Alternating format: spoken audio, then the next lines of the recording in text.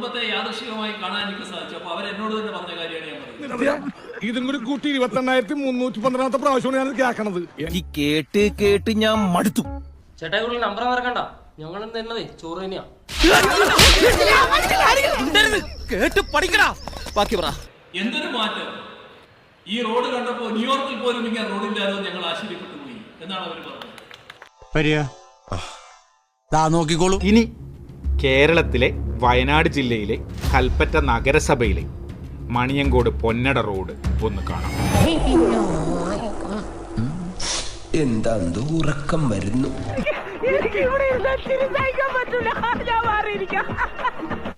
ഒത്തില്ല. എന്താണ് ഒത്തില്ല? ആ മൂപ്പര് ഒപ്പിക്കാൻ നടക്കുക.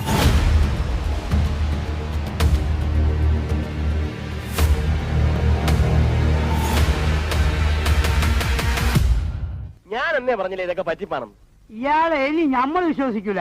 കള്ളെ കാട്ടുകളെ. തനിക്ക് നാണമില്ലേണോ? ഇല്ല. ആ അത് തന്നെ. റോഡിൻ്റെ അവസ്ഥ കണ്ടില്ലേ? ബീഫ് പൊട്ടുക, ടയർ പൊട്ടുക, ആഴ്ച വർഷം കൂടെ നേരുള്ളൂ. ഒരു കളക്ഷൻ മോശമാണ്. പിന്നെ കാരണം ഈ കുണ്ടും കൂടി ആയതുകൊണ്ട് ആൾക്കാർ പുതിയ വരാൻ പഠിക്കാണ്. ആരോട് ഇതിങ്ങനെ എത്ര വട്ടം പറഞ്ഞു? ഞങ്ങളൊന്നും കാണുന്നുമില്ല, കേൾക്കുന്നുമില്ല.